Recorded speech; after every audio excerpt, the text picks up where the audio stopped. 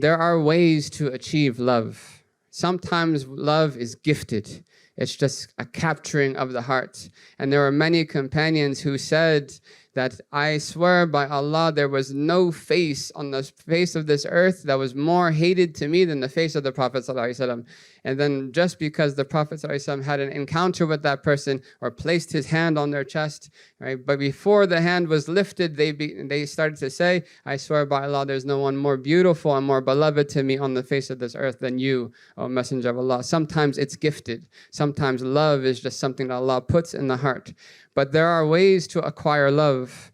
And everyone here, being believers, has a level of love. It's not that all or nothing thing. There are darajats, there are grades to this and levels to this.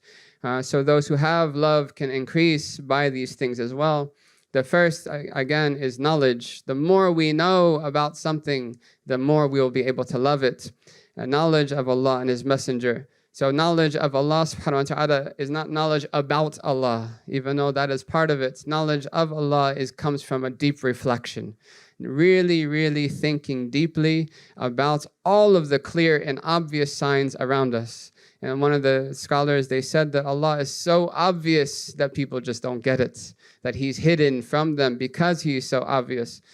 To reflect on the greatness of Allah subhanahu wa ta'ala. And you can use the Quran to do that, the verses about the greatness of Allah and the hadith about the greatness of Allah, to reflect on all of the blessings that Allah has showered us with and still is showering us with.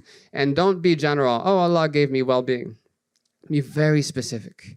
Be very specific. Allah gave me health. Allah gave me wealth. Allah gave me family. Allah gave me community. Allah gave me faith. Allah gave me knowledge. Everything that you can think of, just think about it and list it out to yourself.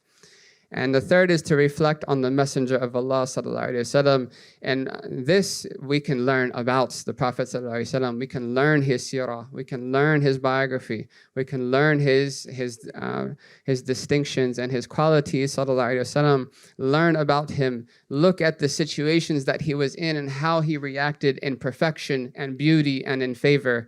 And this will immediately increase love of Allah and His Messenger ﷺ.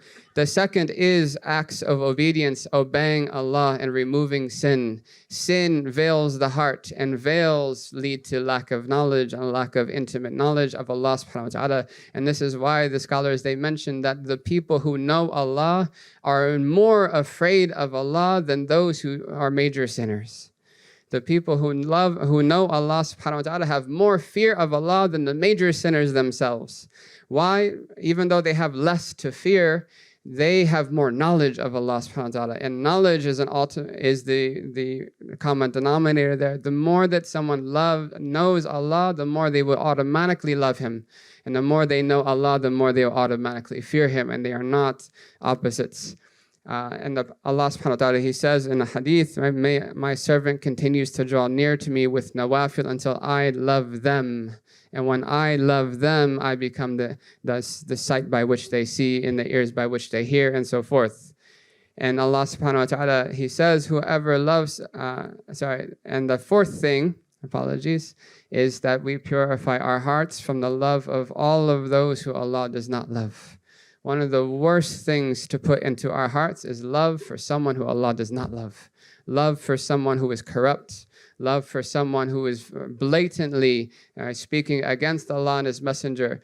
Right? Someone who is outwardly corrupt and flaunting their sins, and we have love for them in our hearts. Right? We're following them and we're subscribed to them on our social medias, and our hearts are following them and are subscribed to them inside. And this is one of the worst and most poisonous things for the spiritual heart, is to have love and reverence for anything that Allah does not love or reveal. And the opposite is also true, to not love and to not revere that which Allah loves and reveres.